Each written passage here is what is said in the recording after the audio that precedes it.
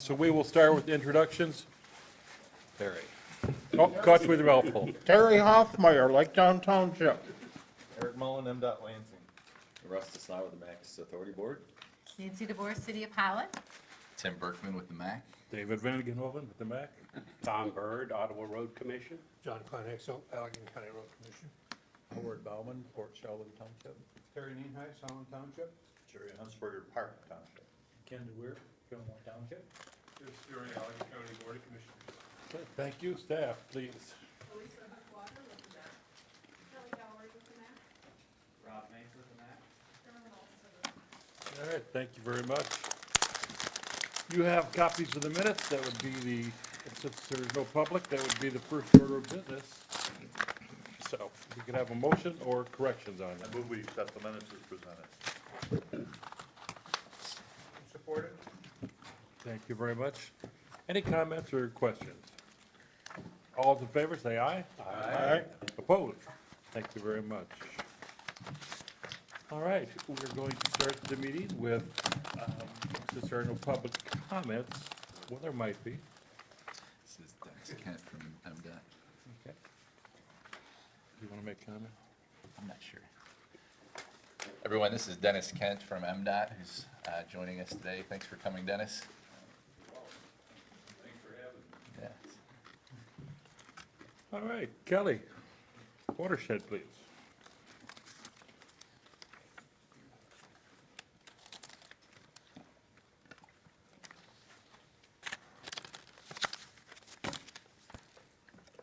Okay, I think that works.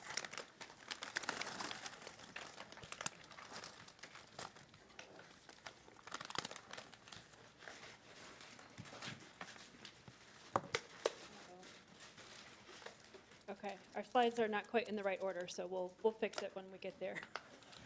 So I wanted just to run through some updates on some community events that we've done over the past month, and then just a quick reminder of some upcoming events that we still have over the next month. Boy, that's really small. So over the month of August, we've had several events, National Night Out, we've done some road stream crossing inventories, participated in the Drent Community Barbecue, and then just this past week, we had our Making the Case for Green Infrastructure Conference. I've got a few pictures and overviews to share of those. So National Night Out this year, the weather was not fabulous. This has certainly been a year of interesting weather. So I think it was, about 7 o'clock? Most everybody was packing up. It was supposed to go till 8 o'clock, so we had a good 2 hours, mostly in a light drizzle, and we got, wet enough, but it certainly didn't stop the crowds. I mean, the crowds did disperse once the rain got a little bit harder and they had to cancel the movie that was planned for that night, but certainly a good event for us to be at, and we still talked to and saw a lot of people. The road stream crossing inventories, we've kind of just about wrapped up our season for that, since all of our interns are back to school and their other lives now. But I thought I'd just throw this picture in here. I would imagine many of you know Judy Vischer from the Holland BPW. She's been certainly a long time volunteer with the MACC, and she'll be retiring this year. But she got a chance to go out with us this past month. And then the Drent Community Barbecue is another event we love to attend in Zeeland Township. It's a great weather day for that. Again, had some great conversations with folks. And then you can kind of see it in the top picture a little bit. Ascentec was there, and they had free snow cones and glitter tattoos, so it was really hard to compete with them, but we still got to talk to a lot of people anyway. So I've got some photos to share from the green infrastructure event that we had, the Making the Case for Green Infrastructure, just last week at City Flats Hotel. Tim did a great job kind of emceeing the program, getting us started in the morning, and with his joke telling and other entertainment of the crowd.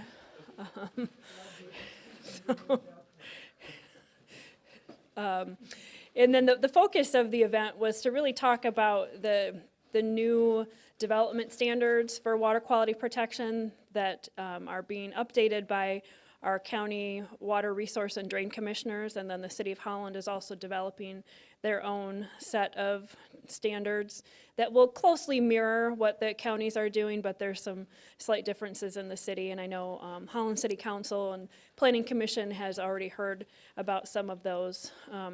Whether it's the city or the county, those standards have not been enacted yet, but this was a way for us to kind of talk about them in a public forum and get people ready for what those standards are, what they mean to water quality, and then how green infrastructure can be used to help meet those standards.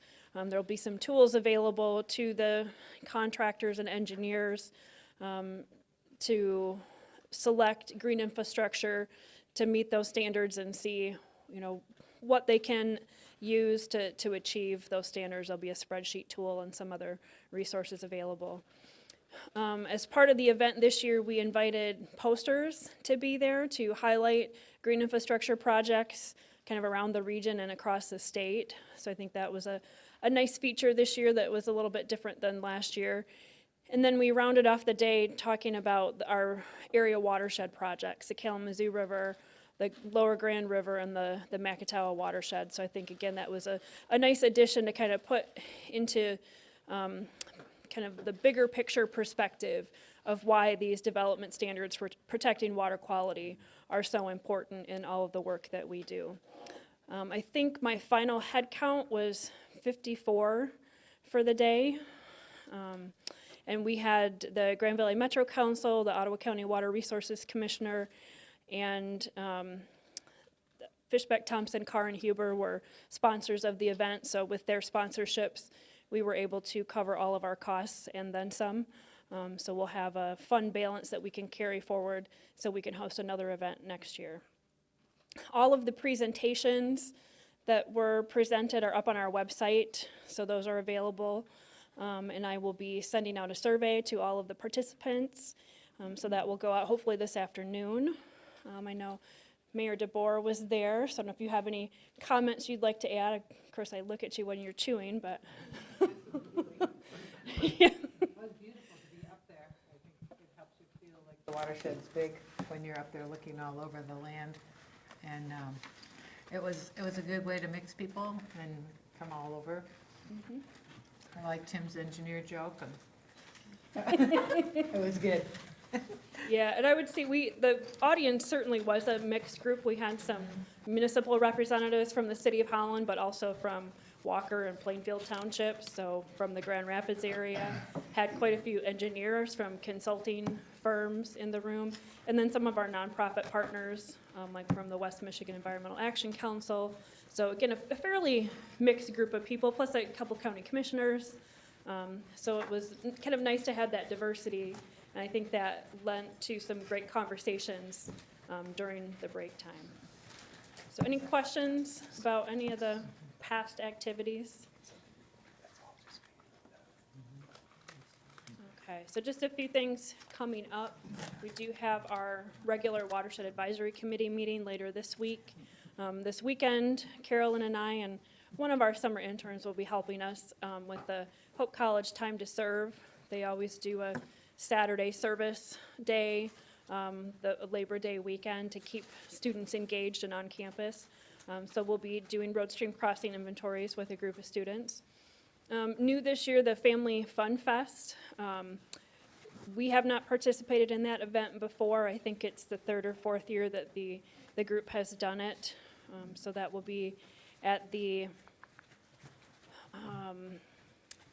I forget what they call it, the old outlet mall next to Dutch Village. It's a Holland Town Center. Is that the right name? Pretty close. Okay. Okay. I just know it as the outlet mall, because, yeah.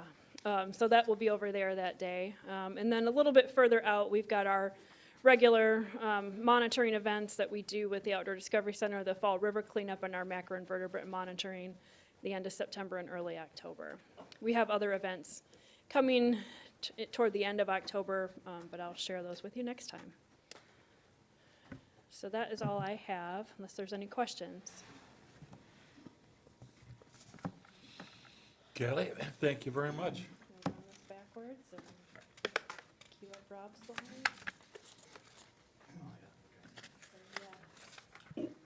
All right, Rob. All right, well, great, thank you, Kelly.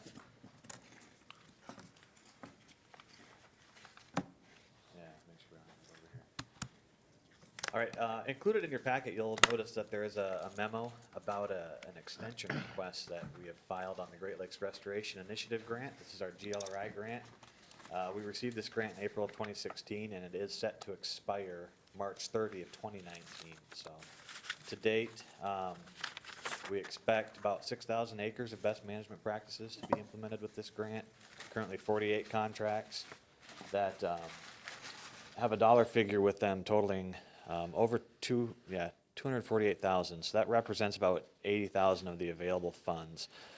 We anticipate in March 2019 that only about half of those available funds will actually have been spent. So with our request we've submitted, we are asking to extend that grant until December 31 of 2019, and then along with that extension, we included a request to allow grassed waterways as an eligible practice. We're hoping to get a few of these longer-lasting projects implemented, and also, use some of the dollars that we have without having to give them back.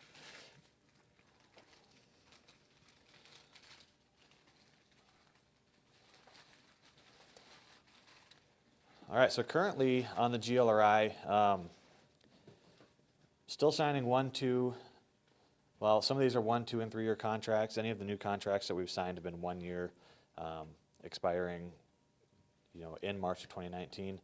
Residue management contracts, there have been 93 new acres. That's only one contract that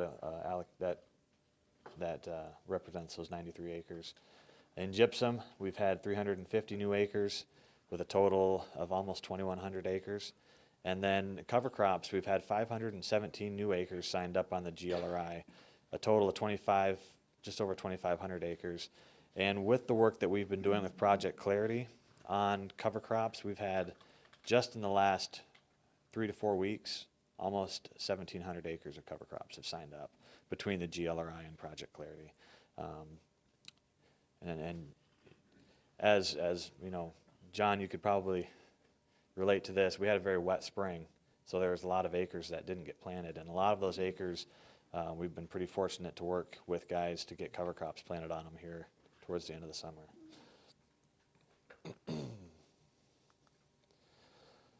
So because we've been doing so many cover crops, and I know not everybody in the room here is familiar with what we're doing with cover crops, I wanted to take a quick moment here just to talk a little bit about what we're trying to accomplish with cover crops, and there's so many different definitions of a cover crop and what we're using them to do. So what I've kind of come up with, and what I tell people and what I teach to people, is cover crops are typically planted between cash crops to keep living roots in the soil and a green cover above the soil, planted to prevent erosion, improve water infiltration, break up compaction, build soil organic matter, maintain nutrients, exude carbon into the soil, which increases microorganism activity, which increases organic matter, and to improve the overall health of the soil.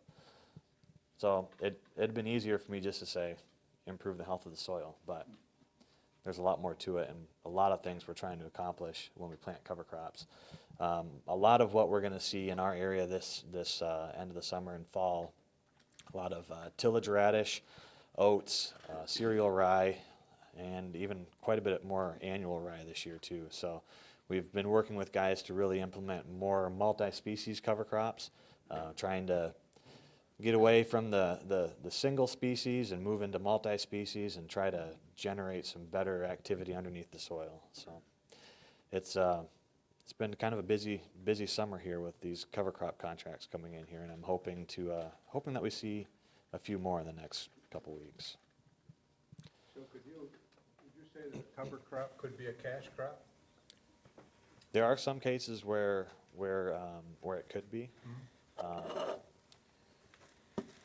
We see wheat, for example, could be considered a cover crop. However, we won't provide funding for wheat because it is a cash crop, if that makes sense. You mentioned radishes, I think. Yeah, radishes, what it is a tillage radish. It's a variety of radish called a daikon radish. It's similar to what they use in Asian cooking. It's much longer. It's a white radish. And that, with that big root, helps to fight compaction. They are edible. I've not cooked with them, but I've taken a bite of one, cleaned it off, just to see. Everyone, it's like when you're a kid, right? You gotta try it, so. Rob, are they finding with the dry summer, the drought we've had, do these cover crops compete with the actual cash crop for the moisture that's out there? Yeah, so in a case where they've been interseeding into crops, we haven't had anybody interseed yet this year because of that. Yeah. And even some of the vacant ground or the unplanted ground, those cover crops haven't been planted yet because that ground has been so dry. You certainly get a better germination on seed if you can time it right before rainfall. And a lot of guys have been holding back because that rain has not been in the forecast. So. And is there a match required for these dollars that are? There is, available? yes, and those dollars are provided by Project Clarity. The match dollars? Match dollars, correct. So, yeah. okay. So the memo that you see there refers only to the dollars provided by the grant.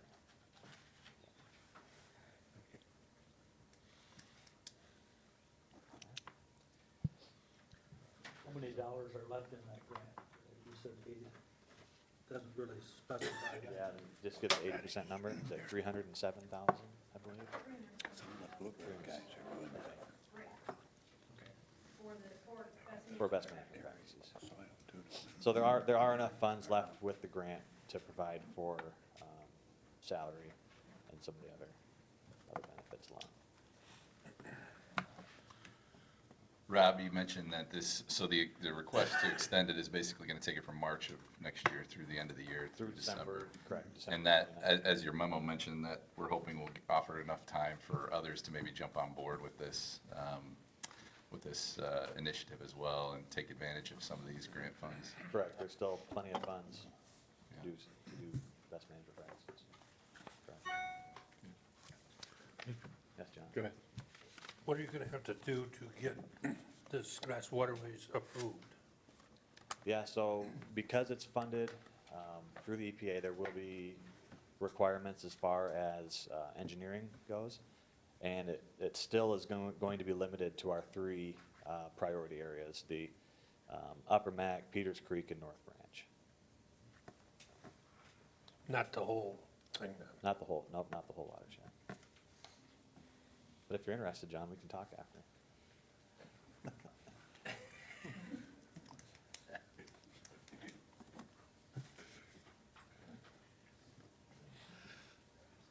Any questions for Rob?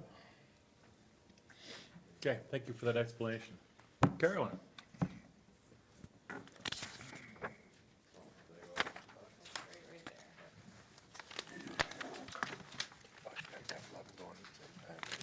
Okay, so last month's meeting, I gave you a draft of our public participation plan that we had done an initial update. So like in last month's meeting, I mentioned that the MACC public participation plan, the PPP, is updated every long-range transportation cycle. So since we are starting a new long-range transportation cycle, we are also updating the public participation plan.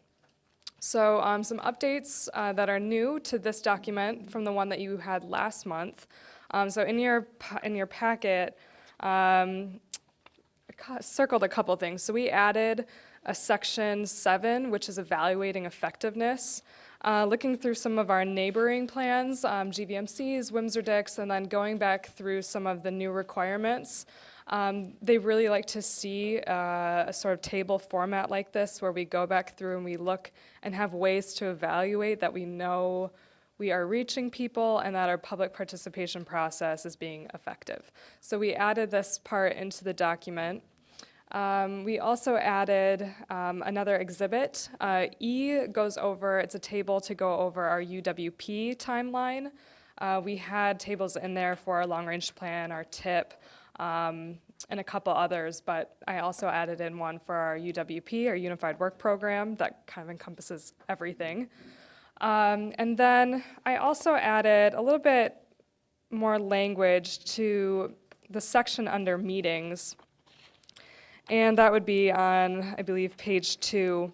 I added a little bit more about how our meetings are held in ADA compliant locations, and also added language that specified that individuals needing specific accommodations, whether that be for visual impairments or language issues, if they need something in a different language other than English, to contact us so that everyone can really participate in the process of meetings or even having documentation of things. So we'll do our best in the case where we can supplement different language documents or just making someone as comfortable as possible at our next meeting.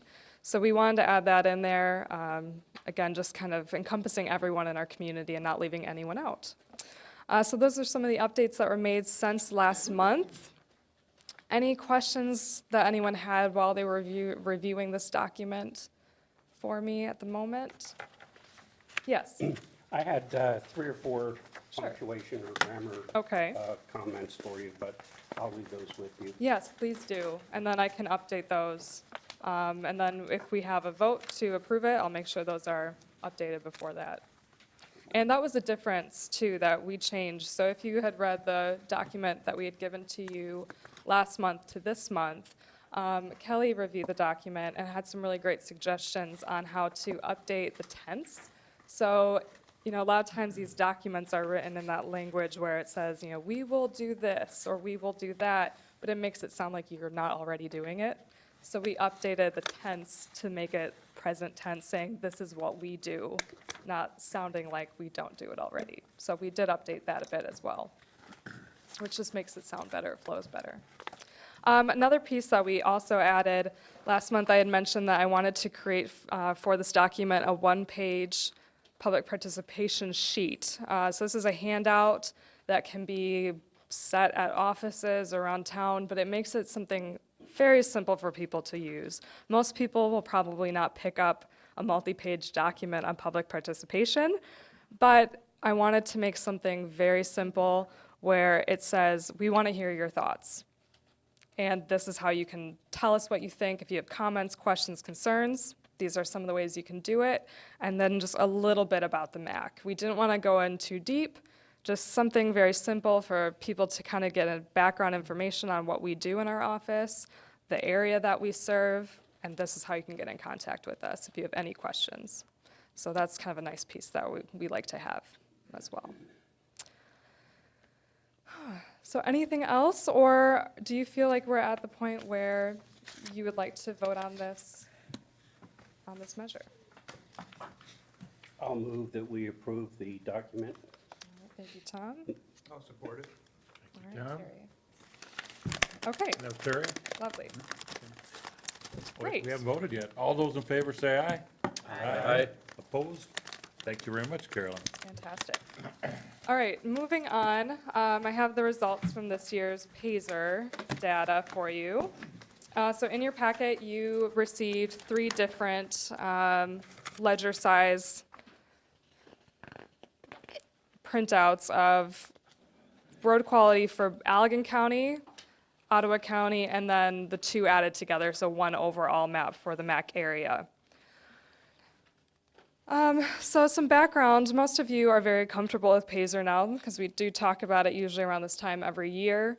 But PASER as a background stands for Pavement Surface Evaluation and Rating. And the rates go from a scale from 1 to 10.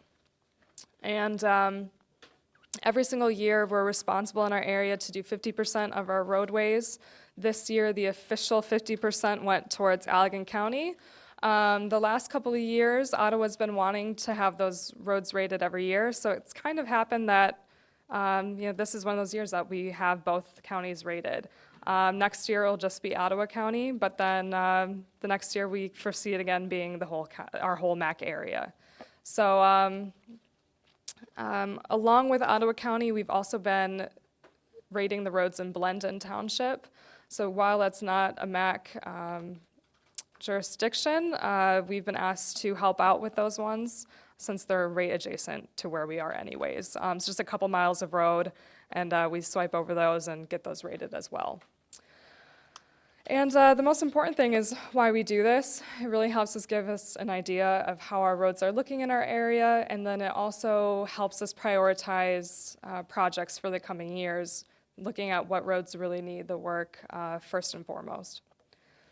So I just had a couple slides here. This is what the laptop data collector looks like, just a kind of a screenshot of what it looks like when we're out in the field, that software that we use. Essentially, there's numbers, a 1 through 10, and you hit the button and say it's a 6, 7, 8. I sit in the back for safety reasons with the laptop, and just because of airbags. You never know what could happen, and it's not good to have a laptop on your lap if you're by an airbag. So up front, we always have someone from MDOT driving, and then someone either from the city, if we're in the city, riding alongside us. We had some interns this year from the City of Holland ride along with us for that portion. And we also have someone from the Road Commission in the car. And once we have the data collected from the road, we put it into RoadSoft. Some of you may work with this in your offices, especially if you work with the road commissions. And so then once we have it in RoadSoft, I'm able to export a file to make it into a shapefile to make the maps that you see in front of you.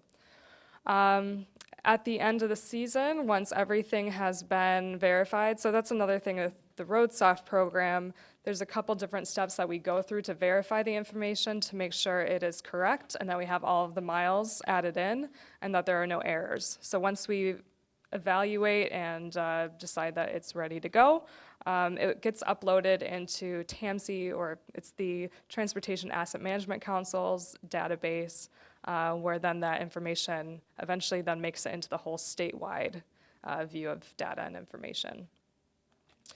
So some pie charts for you. So here, you have these in front of you as well. We have Allegan County and Ottawa County this year. Allegan County is just always over about 100 miles for their federal aid road system. And then Ottawa County, this is plus Blendon, is about 260 miles of roadway. And then overall for the MACC area, this is without Blendon, so this is just purely the MACC area, 335 miles. And it's a very even split this year. So for the good, there's 25%, for the fair, 50%, and then for the poor, 25%. So it's a really even split between everything. I wanted to show you though, so you may remember in years past when I've created these documents, we've actually used 4 categories, which is a little bit, which I prefer. It's a little bit more precise. You have 4 categories instead of 3. It gives you a little bit more detailed view of the road quality. So I added this slide here. This slide shows the same data, the same information for 2018 MACC area, but displayed in 2 different ways.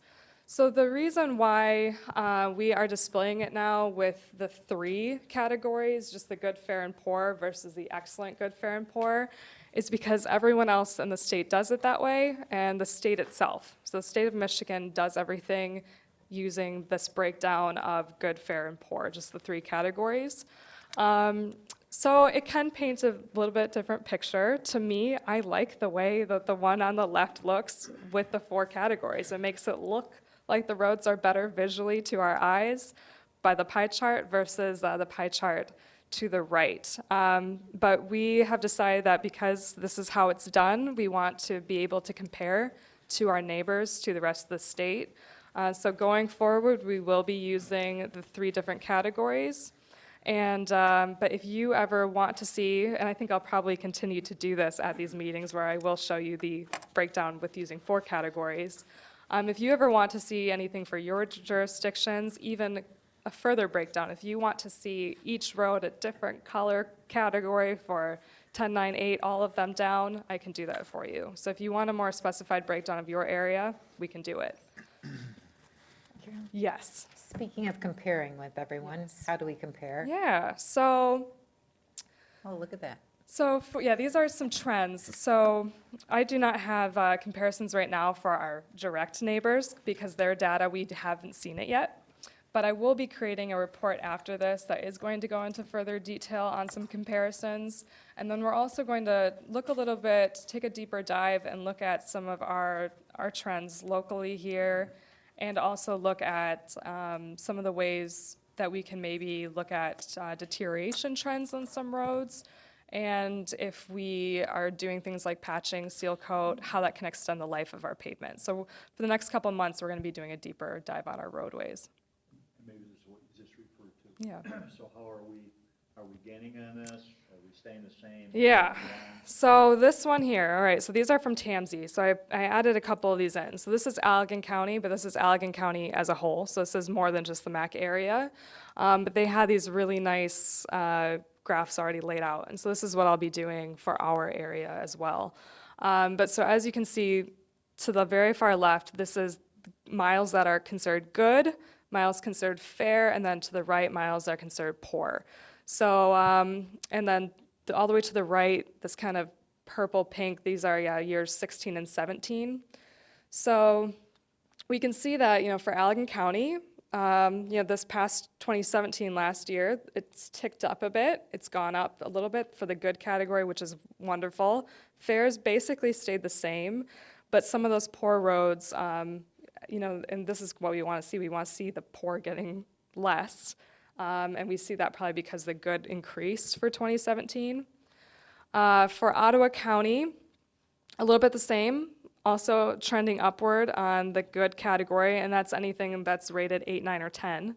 To be rated a 10, you have to be a newly constructed roadway. It can't just be a resurfacing. It has to be a full reconstruct. And then for fair is also increasing on this, and poor is staying about the same. So, right now there doesn't look like to be, nothing too notable with these trends. But if we do see fair continuing to go up, does that mean that the base is getting better, like that 5 and 6, or does that mean we're losing some of them to the poor category? So we want to keep an eye on that. For state of Michigan, I wanted to give you a comparison of the state overall versus the MACC area. So the state overall, we're doing a little bit better than the state average. So they have about 20% almost for their good, where we have 25. And their poor category is quite large. It's 40% for the state overall, whereas ours is 25% in the MACC area. So I think we're doing quite well. And then this is another trend line for the state overall. And then the next one also, this is kind of more interesting, I think, to me, the secondary one. This is looking at future outlooks for the state. So, for 16 and 17, the trend here is that there's more in this fair category and less in the good. And so it looks like for the outlook for the state as a whole, poor is definitely growing, they believe. This goes out to the year 2028. So they're 2-year increments. So hopefully we can reverse that trend. It's very difficult to keep those poor pavements stable and not reduce them even further. So it looks like, and I'm almost kind of curious too if their estimations for 18 and 20 for 2020, you see the uptick pretty high here from the 16, 17 totals for good roads increasing around the state. And I'm wondering if that might be to do with some of the funding that is coming into the state that they know of in the next few years. But so something to keep an eye on and see if that becomes reality. Yes? Who did that chart? This chart was created by TAMSI, so the Transportation Asset Management Council. And they are the ones that house all the data. So at the end of the year, when everyone turns in their PASER data, it gets submitted into their database. So they house all the data from across the state. It should be that with more money being generated in Ottawa County, the roads should be improving, right? There should be a relationship. Yes, and that's, with more funding, you do, I think that's why, especially with the state of Michigan, you do see some future projections for those increases. But then you also have to, it's a balancing act when you have those roads that are maybe in the fair category, making sure that those stay maintained so they don't fall too low. And this is where I like my 4 categories a little bit more, because if a road, let's say, to be a good road, you have to be an 8. If you drop into a 7, the road might not change very much, and to me, a 7 is still a fairly good road. But now, when looking at graphs like this that are color-coded, where you can't really see the exact numbers, now that becomes a fair road. So it looks like the data might be worse, but maybe you have more 7s and less 4s or something. So it can be tricky, and that's where it's kind of nice to really look at the percentages of each category of roadway versus the overall general trend of colors. Yeah. Yes, Tom? David, the harsh reality is, even if the legislature is able to deliver all of the additional funds they've promised by 2021, the most we think we'll be able to do is prevent further deterioration of the road system. To really rebuild the road system and get it back up where the good roads predominate is going to take even massive funding beyond what's been proposed. So this is the fear we live with in the road system and MDOT. We know the reality of the years of neglect catching up with us. That's what I've kind of heard. The same thing is that there's just not enough money. I'm not an engineer, you are. I mean, when I look at that, I think, okay, what were the conditions that led to that? Was there increased traffic? What were the specs? What were the weather conditions? Is somebody looking at that to try and correlate why certain roads deteriorate faster? I'd say it's neglect is the predominant factor. Yeah, I would weigh in on that too. I mean, preventative maintenance is so important. And, the pavement life cycle runs on kind of a curve where it starts to slip. And if you don't take care of those issues on the early end, you can slide down that curve much more quickly. And so the crack sealing, the road, slurry seals, things that can kind of put that cap over that, keep the water out of it. If that's not done early on in the life cycle of a pavement, it's just going to continue to deteriorate, and then it becomes a much more expensive problem. So deferred maintenance is a problem, not all unique to this area, but certainly across the nation. And but everybody's dealing with that shortfall of funding versus the needs that they have. Great. I'm a little curious with, at least in Zeeland, I see a lot of fair ratings, and some of those roads are only a few years old. Yeah, and How that's does where that- I would, and I can give you maybe that breakdown of, my categories with the excellent, good, because you might have a lot of roads there that are 7s. To me, that's a really good road still, that doesn't have too many defects. So it's very possible that if we were to do the, put 4 different categories, split it and make it more fine-tuned to look at the area, it might actually look more green instead of yellow. So my guess is that you might have some roads in there that maybe they're just a few years old now, and so maybe they're a 7. Maybe last year they were an 8, but maybe now they're just a 7. But that looks very different now with the way that these categories are broken down across the state with just the very kind of strict good, fair, poor. So I can look at those for you when I get back into the office, and I can even zoom in and give you a much more detailed. I'll do that for you. Good. Yeah.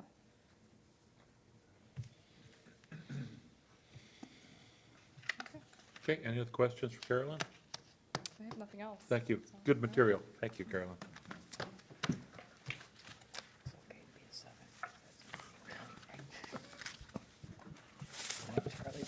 I want to see all green.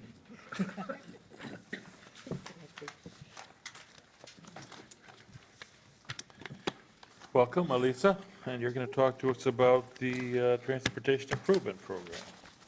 Yes, I wanted to, first of all, let you know that At Your Place setting is a new memo which has been updated, one, to fix the typo for the 72nd Avenue Rail project. And second, it includes an additional project that MDOT informed me was happening in the same vicinity. And I thought that was important for you to be aware of so that we can include that in our tip as well. So just to give you some background, the tip, as you know, is an important plan at the MACC. And it is important that we have projects listed The amendment process is something that is being handled in a new way through JobNet, but it is important to make sure that we have all of our projects listed, and this is detail that most people wouldn't necessarily be so interested in terms of the general public, but I think it is important for you all to be aware of these projects happening, as well as where the funding sources are. So at our technical committee meeting on August 13th, we learned that the 72nd Avenue rail crossing project was going to be receiving some additional funds. Depending on how much money that is, staff can then just make an administrative modification and adjust those funds, but the funds were just over that threshold. So that's why you're seeing in the notes here an increase from $182,000 to $270,000. And basically, just these are additional funds that are available for the project. And I wanted to make sure you were aware of that so that we can include that in the tip. And then one of the steps that we as staff take is we contact MDOT staff and ask for them to, review this and provide any additional detail. And at that time, we learned of this other project, which is M121 and 72nd Avenue. So basically, it's approach work for that rail safety crossing for those improvements. And I understand that it's already been approved, but that being said, we wanted to make sure that you knew about it. We can include it in our tip. And these projects, I understand, are both in fiscal year 18. So are there any questions about the project? Tom? On the right-hand side, increased funding allocation from 182,000, then in parentheses, 180,000 and 20,000. Is that a typo? You have an old memo. That's the typo that was fixed. So there's a new memo that was put at your place that has 2,000. Ah, okay, thank you. Yeah, because the math, it didn't add up. So, yeah, and so it's 182,000, Good. increased to 270.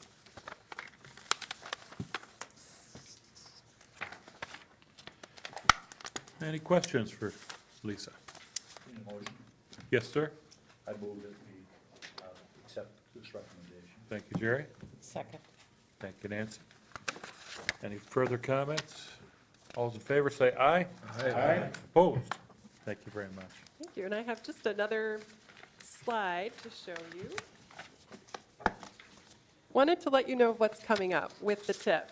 And you're going to hear a new term, new to me, new to Tim, reconciliation tip. So this is a step that MDOT has requested of MACC staff, and basically we are reviewing all of our projects within the current tip to make sure that things like what we just saw in this memorandum, everything's cleaned up, completely accurate because of JobNet. From this point forward, we've been using a spreadsheet, and anytime we've made modifications, it's simply make the change, email it, and then it goes through the review process. But now JobNet is a database that has to be, there are some very clear steps, and if you don't, you have to follow the proper steps to get to the end and have the project be approved. So that being said, we're in the process now of checking with many of you actually to make sure that we've got the most accurate information. And this week we will be entering that into JobNet. And then once that's done, we will then be taking this project you've just approved and make sure that that's included in JobNet as well. So a benefit of that is that the review process it's very efficient, but it does take some time, and it's certainly going to take us some time as we're learning all the steps. But thankfully, Carolyn and I have gone through the training, and Tim is learning with us, and there's some new training opportunities through MDOT as well to learn JobNet. So wanted to make sure that you're aware of that. And then with regard to performance measures, I I've intentionally not overwhelmed you with performance measures for a while, but we do have some new performance measures that we need to incorporate into the TIP and the long-range transportation plan. So the next one coming up is transit asset management and the state of good repair. This last month, MACC Transit approved their transit asset management plan, and now the next thing that has to happen is the MACC, as the regional MPO, needs to incorporate that into the planning documents. So that'll be coming next month. And then in addition to that, MDOT's asked us for feedback on a definition of what regional significance means to the MACC. So a project, what is that definition that we use to determine whether it does have regional significance? So last month I mentioned to you that we have a working group that we've newly created that will be helping us with performance measures and criteria for projects. So we'll be using them to help us with that definition. So that'll be coming next month as well. So a lot there, but just wanted to let you know what's coming. Does anyone have any questions? All right, well, thank you. Stay tuned. Thank you, Elisa. Okay. Mr. Mullen, you are with us today instead of Mr. Redmond. So any comments you want to share? No, I think Elisa covered them all right there. That's kind of what we're looking for. I know the project of regional significance is coming to be a bigger thing because the federal highway says that anything that has a federal dollar or is regionally significant needs to be included in the TIP. As we go here over the next few years, we're expecting a much larger piece of our program to have no federal dollars in it. So, and the definitions of regionally significant vary. You know, the definition here we expect will be different from the one in Detroit. That's perfectly fine, but we just want to give everyone at MDOT kind of an idea who those who are designing projects or creating projects, which ones are significant and need to go through the process, and which are the smaller type things that we can just kind of do as maintenance or as a regular part of our work. So that's the effort we're trying to get there. Is we'd love to have one definition, but we know that won't work too. So other than that, I'm happy to be here, and if you need anything from me, contact me. And I have a question, Eric. sure. In another part of my life, I've spent a lot of time talking about roads, and all the MDOT people say the same thing. It's just there's not enough money. Is that the bottom line?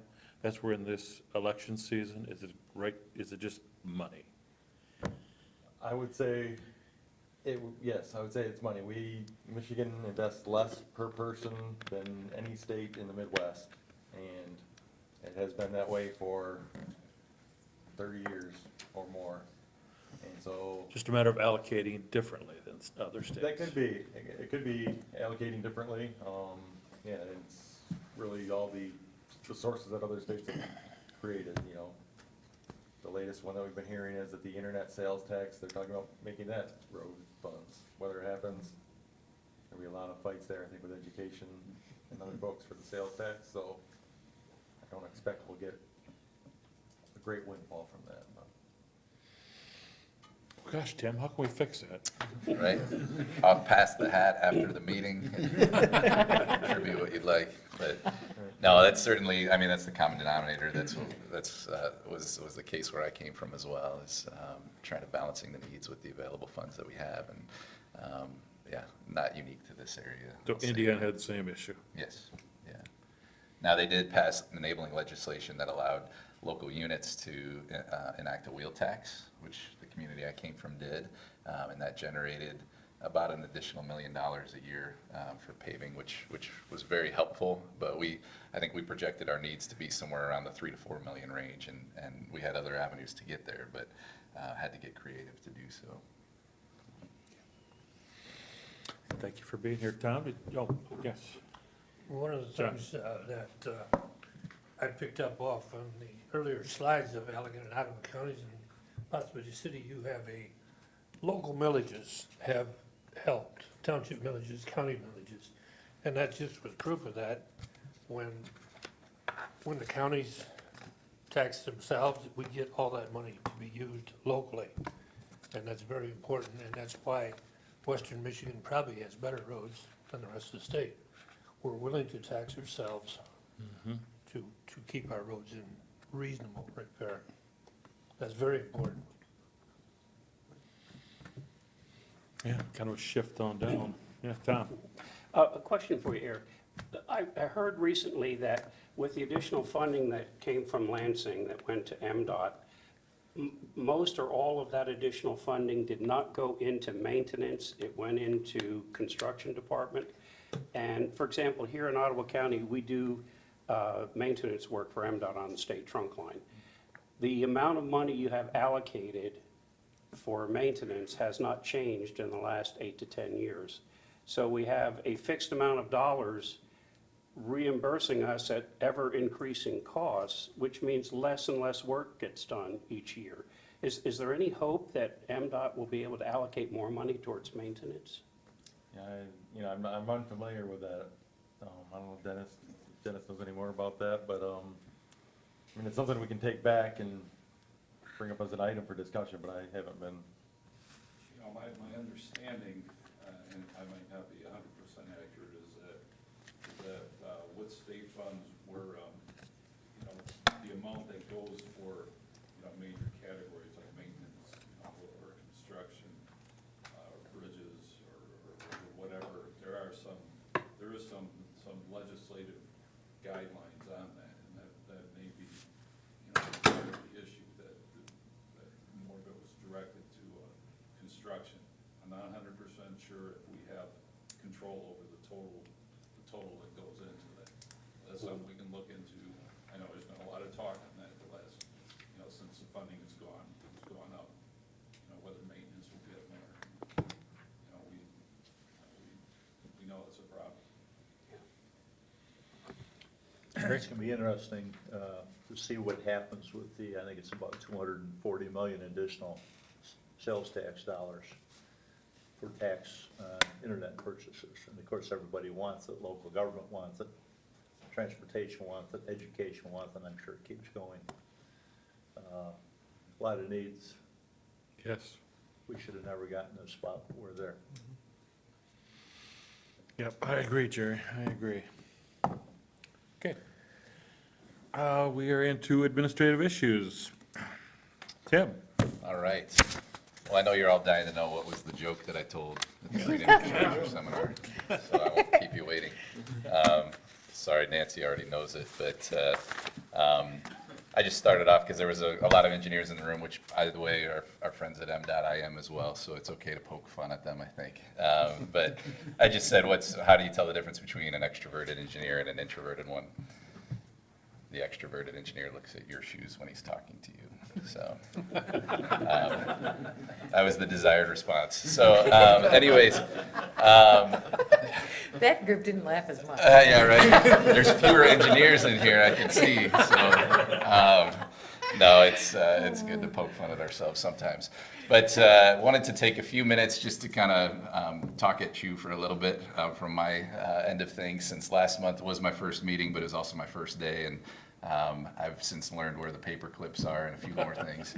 But wanted to just kind of, in the spirit of the start of school, which was today for my kids, have a little show and tell about my first few weeks. And, you know, some of this will be reminders for you guys. In fact, you may find errors in what I say, and feel free to point that out. But as C.S. Lewis once said, we have a greater need to be reminded than instructed sometimes. It's important to revisit some of the things that we're doing and why we're doing them, and I'm learning as I go every day. But have to say, we have, as you well know, an incredible team here at the MACC. Just can't say enough about Elisa, Kelly, Carolyn, and Rob. They've been very welcoming, warm, patient with me, introducing me to all that it is that they do, which is going to take a lot longer than 30 days, but I'm working my way there. And just so you know, that's something that I told my wife, mom, and friends back home, not just here for the table. So really, really mean that genuinely. But I think I can sum it up in one photo. I think I've overused this metaphor, so this will be my last day to use it. I'm promising, because some of you have probably heard me say it before, but drinking from the fire hose, there really is a lot of great things going on at the MACC, and a lot of good people in this area that I've had the privilege and opportunity to meet and look forward to working with more and more. yourselves included. So I thought I'd break it down into watershed and transportation and then have kind of a mix of a few other things just to kind of fly over. But first week, had the opportunity to meet with Joe Bush and Ottawa County Water Resource Commissioner's office, his staff, Dennis Cole, their engineer, and learned a lot about the county from him. And also, while we were there, had the pleasure of meeting Al Vandenberg, his new deputy, John Shea, started, I believe, the same day I did, so we got to commiserate about learning names and where the paper clips are at the same time. Had the chance to, while we're talking about Ottawa County, to meet with John Schultz, the Parks and Rec Director, a fantastic guy. Being a resident of Ottawa County, it was awesome to learn about just the wonderful things they have going as far as the extensive trail network and park system that we're just happy to be here and a part of. And also had a chance to meet with Paul Sachs, the planning director. But in addition to Water Resource Commissioner's office, spent one morning at the Outdoor Discovery Center with Travis and his team, learning more about, of course, Project Clarity and the other things that they're doing there. And then got a tour of the watershed with Kelly and Rob, and learned what a WASCOB was, and also the other BMPs that we've talked about already today. And John, look forward to learning more from you about farming. I have very little background in it, but I have ridden on a combine before. It was with my son's preschool class. But that was on the bucket list, and I'm happy to say that happened. Got to spend an evening on the lakeshore with the West Michigan Environmental Action Council at Marigold Lodge, and the highlight there was Marigold Lodge, but also learning what that group is doing and how we can interact with them. But phenomenal venue, and great to see Lake MACC from that perspective. And then, as Kelly mentioned already, we had the Green Infrastructure Seminar where I got to use some of my engineer jokes. But great to see all those folks coming together, learning about stormwater rules, regulations, what we can do to enhance and improve water quality. So we were very happy to be hosts for that event. On the transportation side of things, have gotten to meet several folks from MDOT. Been out to the Grand Region office. We spent a morning going over traffic count data and determining inputs for a model that's being put together on the borders of our 3 MPOs that kind of touch one another. Not the most riveting material, but still it was great to kind of interact and see all of those folks and meet and learn from Dennis and other folks at the Grand Region office. But I'll leave that at that for right now. Have met with and spent time with both the Allegan and Ottawa County road commissions. Learned a lot from them. Downtown Holland Traffic Study Committee, got to participate in one of those meetings, and I'm sure you've read about it in the paper, but it seemed like I had a good primer on the history of that group and what they've been up to, and coincidentally, the first meeting I was at, they seemed to find consensus. I can take no credit for that, though, because I was still learning which streets go one way and which direction those one ways are. But nonetheless, happy to be there and part of that discussion group. Elise and I participated in the M40, M89 steering committee meeting, which is outside of our area, but still a lot to learn from that group, and really a neat forum to take things to, and the variety of issues that group is tackling, I think is great, and happy to be at the table with those folks. Max Transit, I've had the chance to see Russ at a few things and be at their board meeting last month, which the next one will happen this afternoon. But great organization, great to learn about all that they are doing as well. I love airports. Had the opportunity to meet Greg Robinson. He took me on a tour. We did not get on board this, but I got to stand very close to it. And so just really neat to learn about the economic impact that the West Michigan Regional Airport is having in our area, and the importance of that. He thought you might like to know, if you didn't know already, they received an award from the Michigan Aeronautics Commission for their commitment to growth and development of global economic activity for this region, and very proud of that. They recently accepted that. I'm sure you know about the West Michigan Regional Prosperity Alliance. I had the opportunity to participate in my first meeting with those folks on the steering committee. And one thing I thought worth a mention, if you're not familiar with it already, is the dashboard. Really a neat site, a neat tool for the region, our 13-county region. But they've split up these indicators, if you don't already know, into economic, social, and environmental areas. And so really it's kind of your one-stop shop to go and learn about these different indicators and what kind of progress we're making or not making. And so this has kind of been reinvented. This is version 2.0, if you will.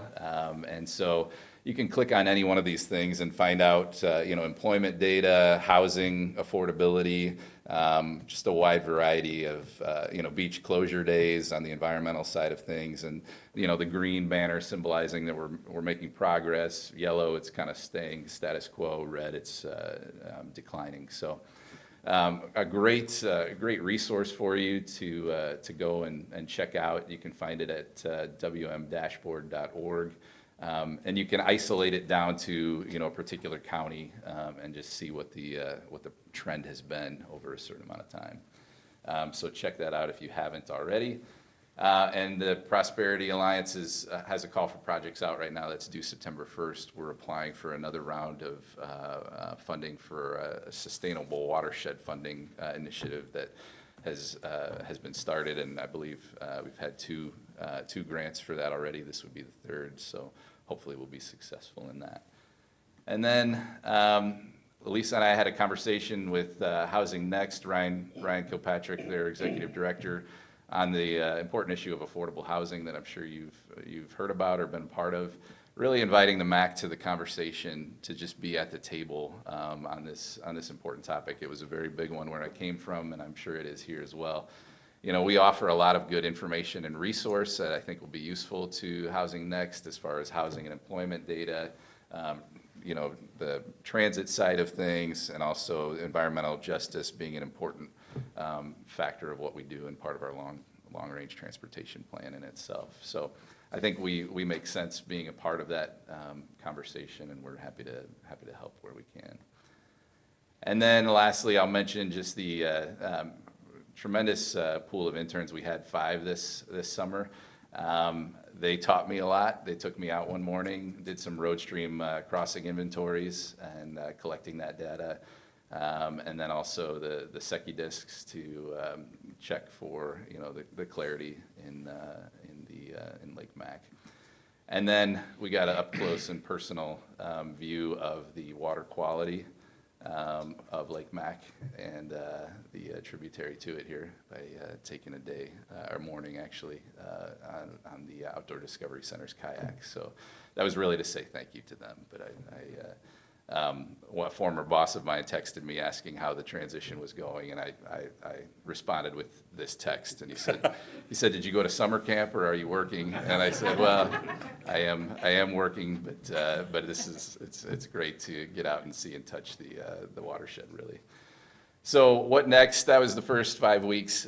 Really there's a lot of knowledge at this table, and I'm eager to tap into that. We've had opportunities to have brief discussions, before and after these types of meetings. Some of you I've met with outside of this, but really look forward to getting to know each of you more and the units that you represent. So want to sit down and hopefully schedule a time with each of you individually in the next month or two, or however long it takes to coordinate all of our schedules. But doing the basic SWOT analysis, talking about, and the reason I put these up here is to hopefully begin churning some ideas for you to give me as far as what are we doing well and what are we not doing well, just to understand individually from your perspective in perhaps a more candid setting what your responses would be to those two things.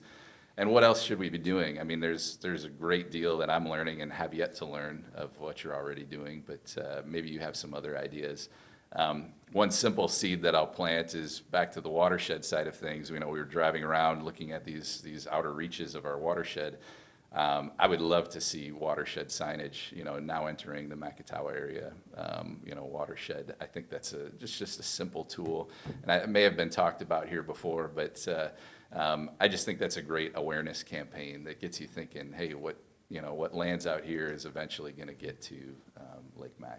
But what else should we be doing? And then what what should I or we be looking out for. So that's what I hope to do in the next 30 days, among other things. So look out for calls and emails from me trying to set up times with you. But just wanted a chance to say a little bit more, let you know that I've been up to some things, and hope to connect with you further. So that's it for the report side of things. That's a good report, a good 5 weeks. All right, thank you. Yeah. All right, do you want to move through and touch the financial report? Yeah, so the financial report came to you in your packets. You should have it available.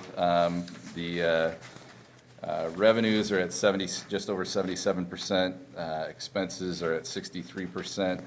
We will have a budget amendment for you in September, so we'll get that out to you ahead of next meeting. Any questions? Okay, keep going, executive committee report, and you can just move right into the announcement. So I had the first executive committee meeting back on August 13th, and probably the most notable thing to point out there, if you didn't see it already, Hannes Myers was in attendance, and great to meet him. Elise and I had the opportunity to go to his home and meet him and his wife ahead of this meeting, and he said he was going to try to make it. And she said only if he was able to get her up early enough to drive him to it, so he won, and we were happy to have Hannes there, and just really enjoyed learning about his background, and so he sends his wishes and well wishes to you all, and greetings as well. Any questions on the minutes that were prepared for the executive committee meeting? No. Then the last thing I'll just say is Elisa mentioned at the last meeting that there would be a MACC holding meeting following this one. That's my fault. I neglected to get the financial report from our accountant before he left for vacation. And also, there's a few more things I'd like to learn before we have that meeting. So we'll just postpone that 1 month, and it'll be following our September meeting, which will be at Zeeland at the Howard Miller Community Center. So we'll have a room following this meeting for the MACC holding meeting. Thank you, Tim. All right. The question, when is the new budget for the next year going to be presented?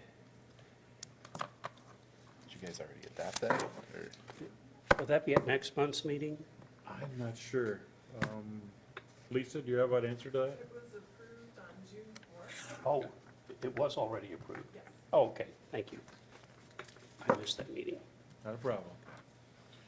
That's right, we decided to do it early. All right. Nancy? It's up to me? Oh. That's all right, didn't want to shock you there. Yeah. Oh.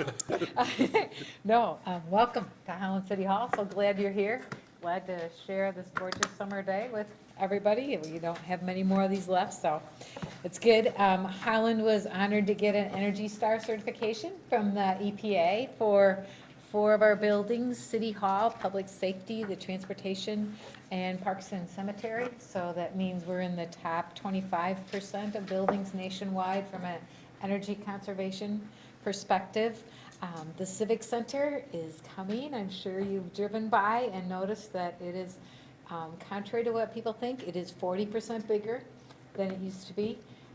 And it's air conditioned, so it can be a 4-season facility now, and you can take an elevator if you need ADA accessibility. So we have joined the 21st century, and it's beautiful besides. So the 29th is the big day when it'll be open with farmers market hours, so hope everybody is welcome to come in and breathe the air and enjoy the space, and tell your friends and neighbors, and bring in the conferences that you would like hosted there. I think it'll be a great place to have dinners and meetings, breakout sessions.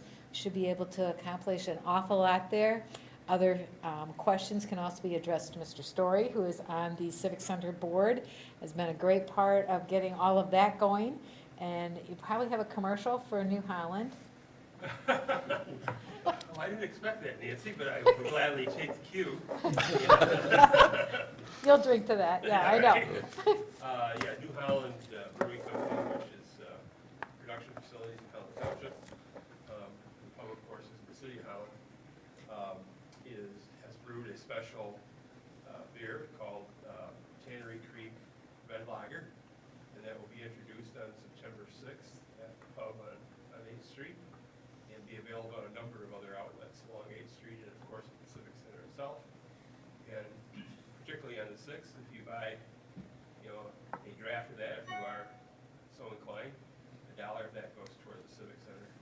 Also, the commemorative glass, you can buy that day too, so 6 o'clock on Thursday, September 6th.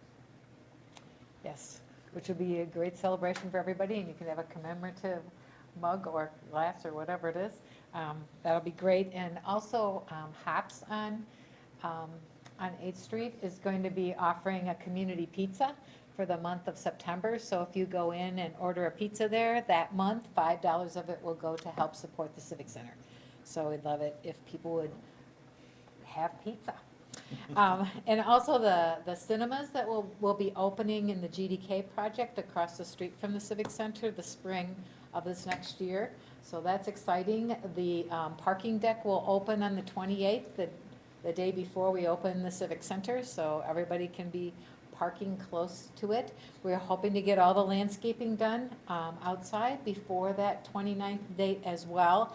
The only thing left will be the awnings of Farmers Market, that those contractors are so busy they can't do it till December. But the rest of the space should be all ready for people.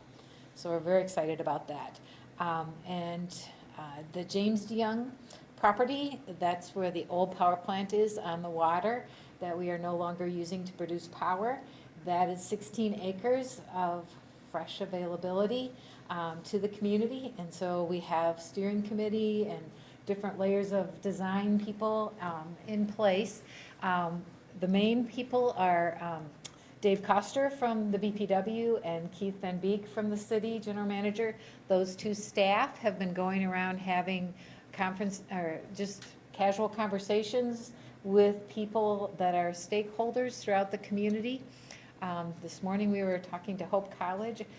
So there'll be just all different opinions that we're gathering.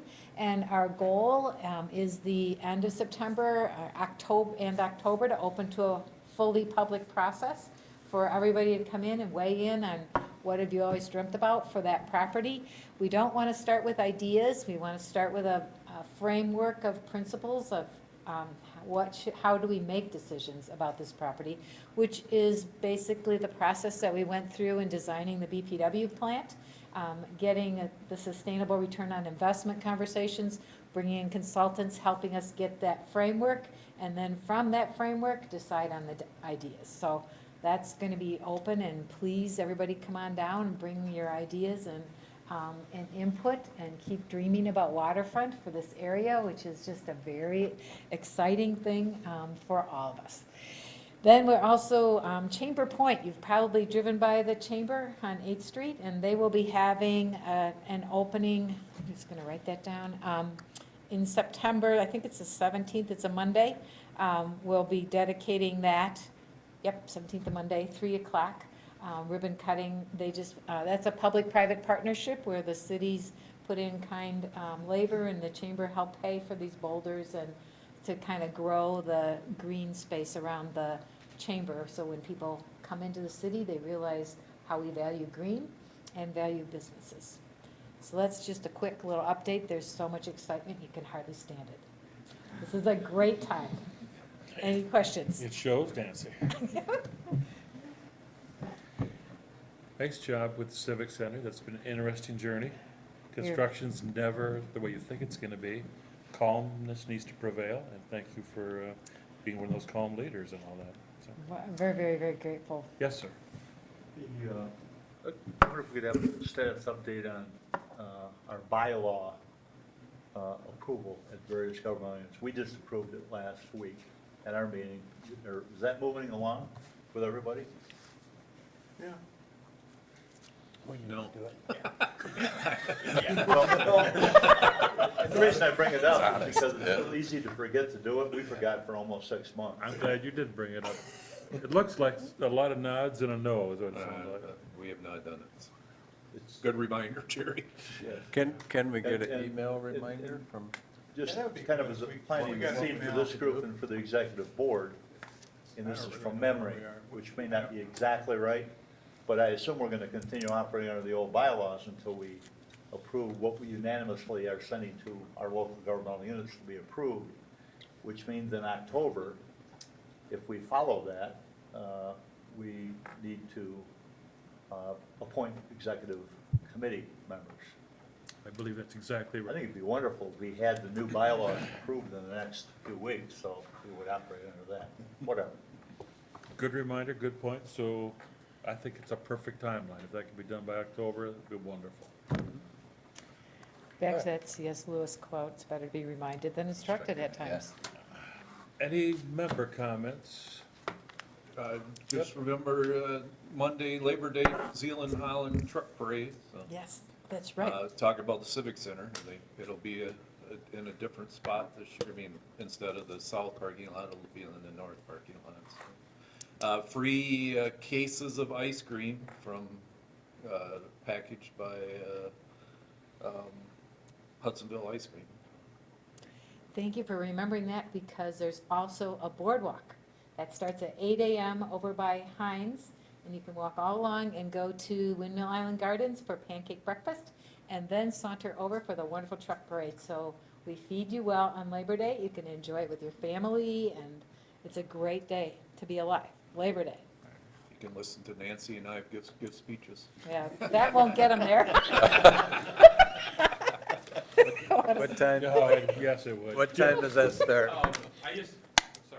No, I just wondered what time the speeches start.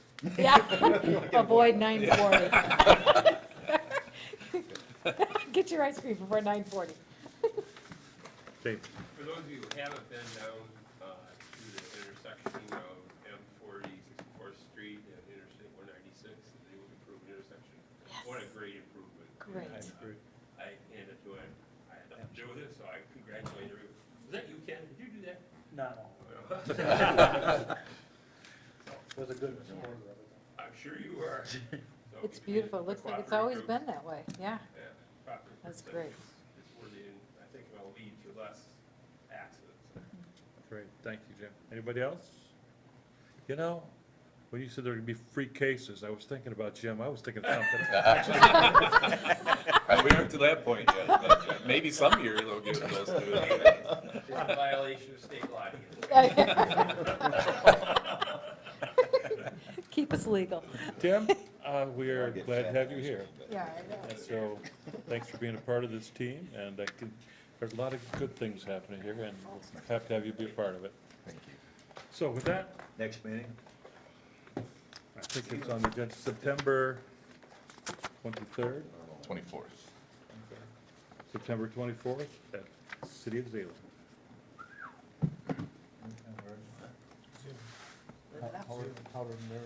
Did I do that right? Yeah. All right. Okay, have a good holiday, everyone. Thank you. And see you back here next month. Thank you.